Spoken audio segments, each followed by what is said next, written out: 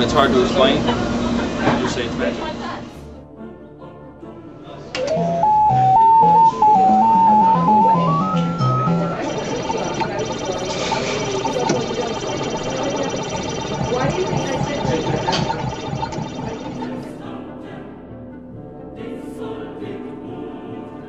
People often ask, how many hours did you spend playing video games? And I usually say 2. And they go, 2 what? And I say, too many.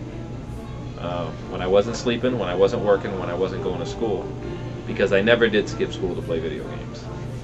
But outside of those, I was there every waking moment. I often deprived myself of sleep is what I gave up. I became obsessive, absolutely obsessive with the fact that nobody could beat me. That I had to be the best in the world. As the years went on, the competition got tougher and stronger. To 1984, having 6 world records in the Guinness Book of World Records, I was crowned the Video Game Player of the Year.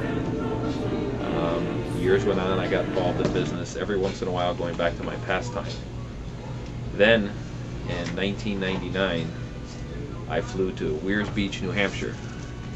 Weirs Beach is on Lake Winnipesaukee. It's a great place, and it has the ultimate classic gaming arcade in the world called FunSpot. I went there, and while I was there, I became the first person ever to do a perfect score on Pac-Man, start to finish. Never missed a point, never missed a dot, never died once. It took somewhere between 5 and 6 hours, and it made history. It was what they often called the holy grail of video games. News organizations from all around the world and languages I'd never heard of interviewed me. It put me in the Video Game and Pinball Book of World Records. Basically a clearinghouse for video game high scores, events, milestones, anything significant in the world of video game and pinball playing. It's sent me to 48 of 50 states, Mexico, Canada, Japan, Sweden. Soon I have to go to Norway, Germany, the United Kingdom, who knows where else. It's a heck of a ride.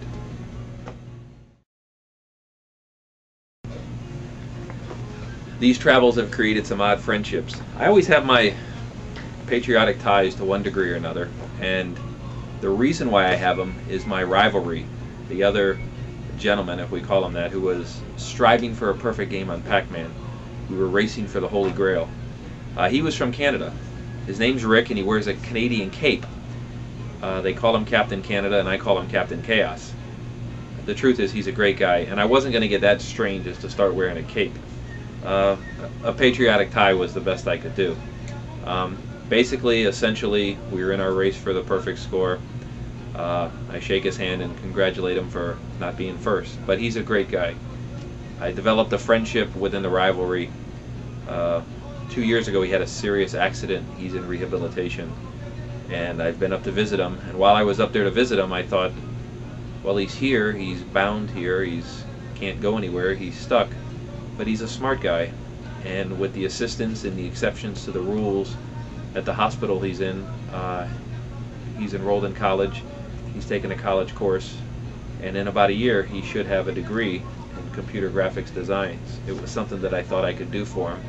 Fortunately, it was at a period of my life where I was able to help him financially and spiritually, and it's kind of funny how in the world of video games, in the world of Pac-Man, if you will, a friendship was born that I hope will come to benefit him for the rest of his life.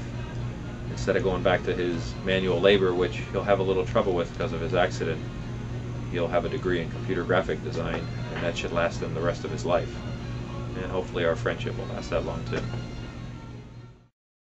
Probably one of the most common questions I get asked is, how do video games affect my life? What do I do now? Well, sometime around the time when I was 20 years old, I realized I couldn't play video games the rest of my life. Maybe I wanted to, but I had to move on. And maybe it's unfortunate as life goes on, they deal you more responsibilities. But that obsessive, controlled obsession, compulsion to try to be the very best, to strive, it actually translates into every aspect of my life. Here in the restaurant, whether you say we're in the restaurant business, whether you say we're in the wing business or we're in the hot sauce business, it's an absolute obsession to be the very best. the fun and the glory that comes with the fame, I wouldn't trade it for most anything. People are watching me though. I have to maintain a good character.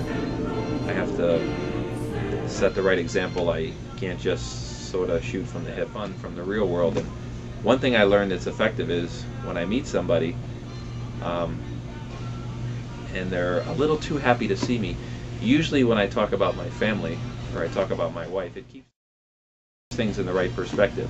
I have like a secret weapon that I keep here in my pocket. It's a picture of my beautiful wife, and sometimes when someone's a little too personal, I just explain, you know, how it's great to travel and it's great to have an understanding wife who, her motto is you have to do what you enjoy in life. It makes the rest of life bearable. But if there's anybody who's a little too happy about video games and a little too happy about fame, I rely on my secret weapon here who's always with me.